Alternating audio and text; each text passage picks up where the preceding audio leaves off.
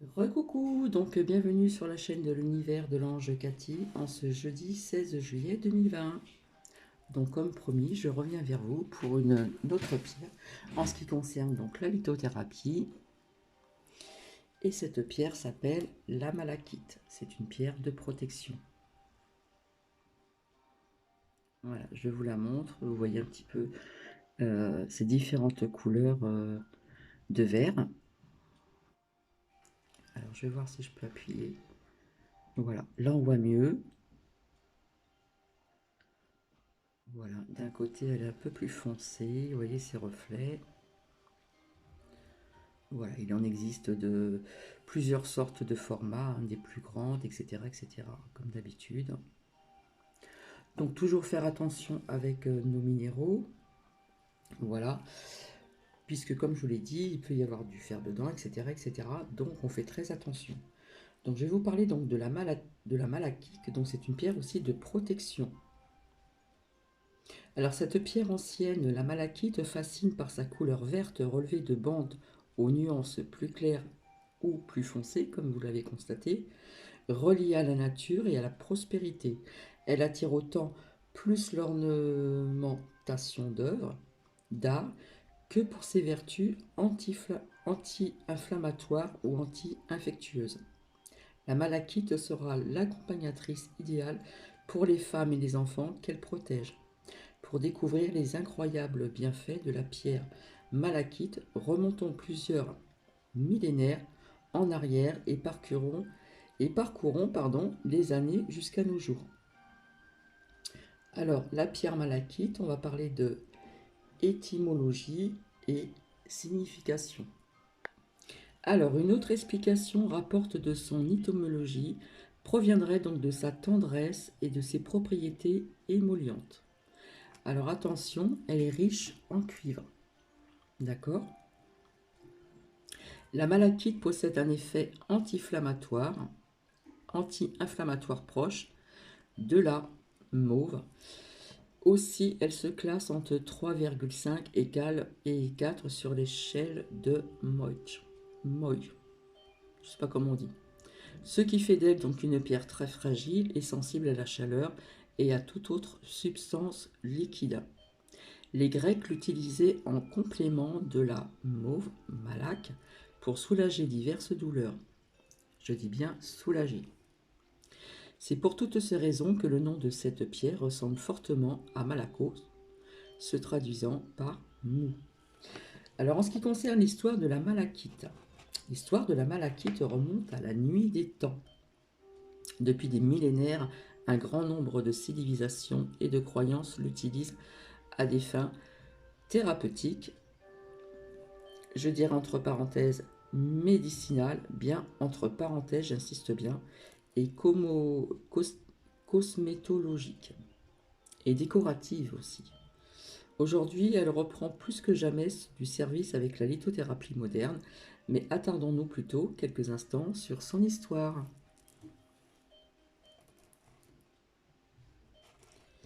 Au cœur de l'Égypte antique, symbole de la renaissance, de la jeunesse éternelle et de la santé, la pierre verte est vénérée des Égyptiens, pour qui la mort est signe de nouvelle vie.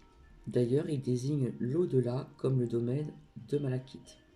Dans le livre des morts, destiné à guider le peuple vers l'ailleurs, des textes poétiques font référence à cette pierre. En voici un extrait. Oui, je suis apparu comme ce grand faucon d'or sorti de son œuf et je me suis envolé. Je me suis posé en faucon d'or, haut de 4 coudées, aux ailes de Malachite. Je referme, entre guillemets. Si vous avez le bonheur de visiter un jour le temple Sérabit El Kadem, vous aurez le plaisir de découvrir un sanctuaire minier consacré à la déesse Hathor, maîtresse de la turquoise, du lapis-lazuli et de la malachite. À la même époque, la malachite est très populaire à Thèbes, où les femmes la portent en amulette à l'égéphie de Touéris, déesse hippopotame, protectrice de la maternité. Au quotidien, on sait que la malachite sert de fard à paupières, car elle est également pour vocation, elle a également pour vocation de soulager les infections oculaires. La découverte de palettes datant de 4000 avant Jésus-Christ, époque pré-dynastique, confirme cette version. Aussi, près du Luxor, dans la nécropole thébaine, les pigments de malachite décorent les fresques sienniques du tombeau du scribe Naït. On imagine donc qu'elle était régulièrement utilisée dans un but décoratif. Au temps de l'Antiquité grecque et romaine, outre la protection qu'elle apporte aux combattants et aux plus vulnérables qui portent des bracelets de malachite ou des amulettes, la pierre verte est reconnue des Grecs anciens pour ses propriétés. Chez les Romains, l'identification de la malachite est plus confuse et souvent on l'associe à la chrysocole. Pourtant, le naturaliste Pline Ancien le décrit précisément au 1er siècle dans son immense encyclopédie d'histoire naturelle. La malachite n'est pas transparente, elle est d'un vert plus foncé et mat que l'émeraude. Elle est bonne pour en faire des cachets seaux, qui la rend propre à préserver les enfants des dangers qui les menacent. Au Moyen-Âge, à l'époque moderne, c'est une faculté plutôt étonnante qu'on attribue à la malachite au Moyen-Âge, celle de comprendre les animaux. Malgré tout, ce super pouvoir n'est pas mis en valeur dans l'ouvrage de Jean de Mandeville, explorateur du IVe siècle et auteur du livre des merveilles du monde, rebaptisé Clochite. Ce sont plutôt ses vertus traditionnelles qu'il décrit: la protection des enfants contre le mauvais œil, les ennemis, les maladies, etc., etc. Là encore, la malachite importée du Proche-Orient est broyée, celle que l'on appelle vert des montagnes, pigmente de vert des icônes, des fresques murales et les enluminures de verre. Il est possible d'apprécier ces œuvres d'art médiéval dans les riches œuvres du duc de Berry, ou encore les grandes œuvres d'Anne de Bretagne. Aujourd'hui, de nombreux objets décoratifs en malachite visibles dans les musées et châteaux proviennent de gisements russes et plus particulièrement des mines de l'Oural. Les caractéristiques minéralogiques et gisements remarquables. La pierre malachite est issue de la famille des carbonates et exploitée dans les mines de cuivre situées un peu partout dans le monde. En Australie, en Afrique, Oural, en Arizona, France, Italie, etc. C'est une pierre fascinante. Son aspect translucide ou opaque, je dirais plutôt opaque, si on la regarde bien de près, diffère par la présence de stalactites ou de cercles concentriques, ressemblant étrangement aux cernes des arbres. Les malachites polies émerveillent par la beauté et la précision de ses reliefs, l'une des caractéristiques qui permet de la différencier de l'émeraude, le jade ou encore l'aventurine. C'est vrai que je n'ai pas sorti l'aventurine, j'en ai une aussi, qui n'a rien à voir au niveau de la matière, on va dire.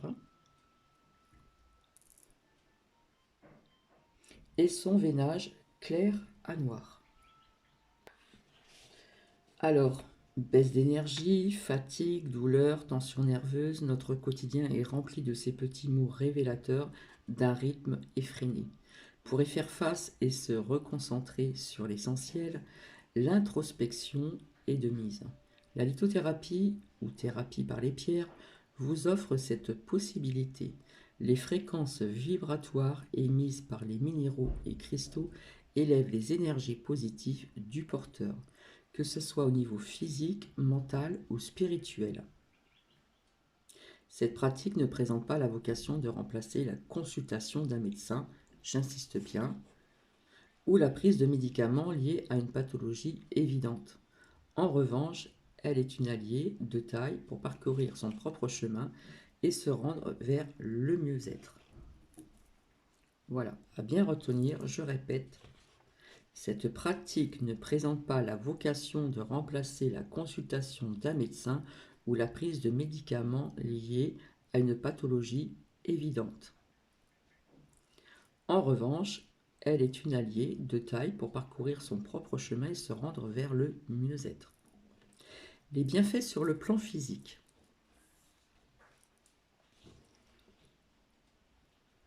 Différente du cuivre, la malachite, lui, emprunte pourtant quelques vertus. Les propriétés anti-inflammatoires, anti-infectieuses et antispasmodiques. Apposée directement sur la peau, elle soulage des maux tels que les rages de dents, les douleurs rénales ou articulaires, c'est-à-dire l'arthrite, l'arthrose, rhumatisme, fractures, entorses, etc. Les otites ou encore les angines, on l'utilise également pour apaiser les crises d'asthme, les coliques et les crampes. Les sportifs apprécient cette pierre naturelle qui se nourrit de l'énergie des reins et du foie pour les transmettre aux muscles et aux yeux. Ainsi, elle augmente l'endurance pour la marche ou la course à pied, stimule la régénération des tissus, la désintoxication cellulaire et protège donc des infections oculaires. Alors, si vous souffrez d'hépatite, d'hémorroïdes, d'inflammation, génitale ou de règles douloureuses, son apport de cuivre agit également sur ces symptômes et renforce le système immunitaire. En lithothérapie, cette pierre est particulièrement indiquée pour les personnes souffrant de problèmes circulatoires et d'hémorragie. On fait attention aussi, d'accord? Je le dis bien et je le redirai tout le temps. Les bienfaits sur le plan mental et spirituel. Que ce soit pour la malachite ou tout autre cristal, la couleur verte a le pouvoir de relier le porteur à la spiritualité et bien sûr et au chakra du cœur. Donc ici, premier, deuxième, troisième, quatrième. Au niveau des points énergétiques. Posé sur le haut de l'estomac, ce minéral favorise la circulation des énergies et l'expression des émotions. Ses propriétés apaisantes accompagnent une méditation en pleine conscience. Facilite donc la compréhension des rêves, booste la confiance en soi et aide à surmonter la négativité, c'est-à-dire le stress, l'angoisse, dépression, etc., etc. Déjà dans l'histoire, la malachite est indiquée pour les femmes et les enfants. En effet, elle exerce ses bienfaits sur le bas du ventre, qui correspond à la petite et jeune enfance, et sur le haut du ventre, qui représente l'adolescence. En ce sens, elle facilite la grossesse et l'accouchement, puis protège les enfants des cauchemars, des troubles du sommeil, ainsi que des convulsions, entre guillemets. À savoir que la malachite, elle absorbe très rapidement les énergies, mais l'eau aussi. Pour cette fois, tout liquide est à proscrire pour la purification de cette pierre verte. En revanche, il existe d'autres moyens pour la nettoyer. La fumigation. Présenter la pierre sous la fumée de bois de santal, bois de sauge ou d'encens, etc., etc. Cette méthode très douce peut être pratiquée lors d'une méditation ou d'une pause d'intention à l'aide de mantras positifs. Par exemple, lâcher prise, je m'accepte tel que je suis, etc., etc. Les ondes de forme, elles neutralisent les énergies négatives et harmonisent une pièce.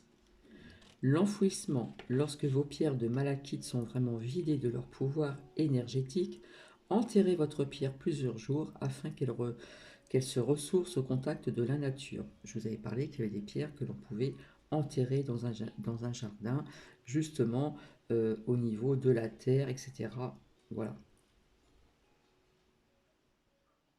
Voilà, il faut qu'elle soit donc en contact aussi avec la nature d'où elle vient. Pour rappel, la malachite ne supporte pas la chaleur, donc il est plutôt conseillé de la recharger sur une géode d'améthyste. D'accord? Alors, on nous parle de bijoux ou pierres roulées, l'utilisation de la malachite. Il existe différentes façons de porter la malachite pour profiter de ses bienfaits. Avant toute chose, il est important de préciser que le cuivre qu'elle contient la rend impropre à la consommation. Exit les élixirs de malachite. Préférez-la sous forme de bijoux, malachite en pendentif, bracelet, collier, etc., etc. En plus de vous apporter la sérénité, elle vous séduira par sa beauté. Si vous préférez qu'elle soit plus discrète, gardez-la dans votre poche en pierre roulée. Comme je vous ai dit, il existe aussi donc des spirales pour protéger donc votre pierre afin de la porter sur vous aussi, même en pendentif, dans une poche, etc., etc. Ou appliquez-la donc sur les zones douloureuses, profitez de cet instant hors du temps pour apaiser votre esprit et vous bercer d'une musique relaxante. Les vertus de la malachite vous attirent. L'essence de Gaïa, spécialiste en lithothérapie et en sang depuis 2006, vous propose de découvrir sa sélection, etc., etc., etc. Donc voilà un petit peu plus ou moins son histoire, etc. Comme je vous ai dit, si vous devez faire des soins énergétiques dans un cabinet, voilà. Comme je le répète, on ne dit pas patient, on dit client.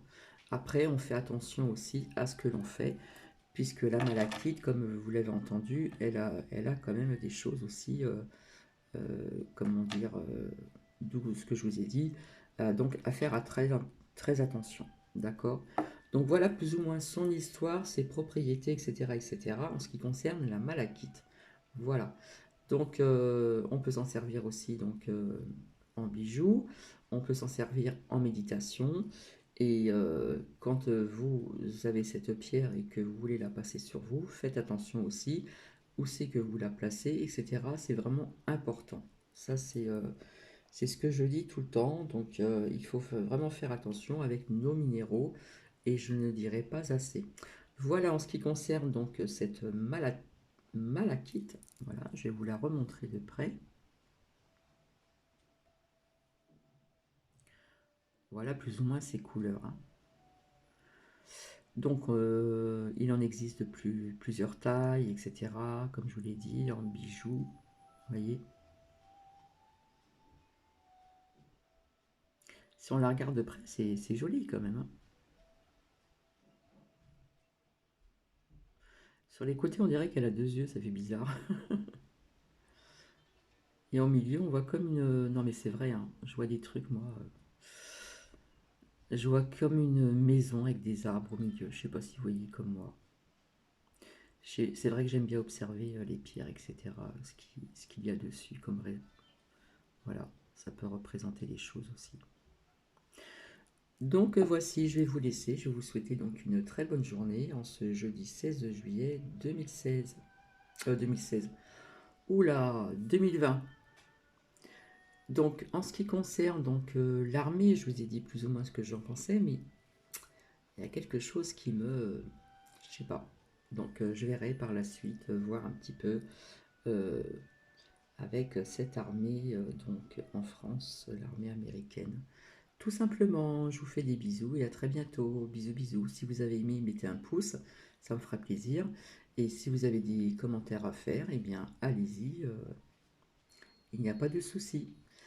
Allez, je vous retrouve à très bientôt. Bisous, bisous.